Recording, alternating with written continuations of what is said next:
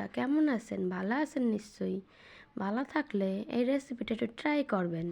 আমিও করছি। দেখুন, দুধের মধ্যে মিশ্রণ বানায় রয়েছি ঘি দিয়া, মশলা দিয়া, মিঠা আতর, গোলাপ জল, কেওড়া জল আর একটু কেশর দিয়া মিশ্রণ করে রাখছি। আর মাংস রান্না করছি 3 পিস মুরগির ঠ্যাং কাইটটা। তিনটেই করছি, বেশি কইরে নেই, আমরা তো লোক কম তাই। তো দেখো, হাঁড়ির মধ্যে ঘি মাখায় লইছি, নাই তো আবার পুইরা যাইব। তো সেই জন্য তার মধ্যে একটু আলু বকরা দিয়া দিছি 2 খান, তারপরে মাংসখান দিয়া দিছি, দিয়া তার উপরে ভাতের লেয়ার বানাইছি, মশলাও দিছি আর এই মিশ্রণটাও দিছি ভালো কইরা, বেরেস্তাও ছড়াইছি। দেখো, পরিমাণ মতন ঘি দিয়া দিলাম। এইরকম কইরা 3টা লেয়ার বানাইছি। বানায় এই যে সুন্দর করে কাপড়ে মুইরা দমে বসায় দিছি। আমি বাবা আটা দিই নাই, আটাগুলো নষ্ট কেন করুম, খাইতে লাগবো না।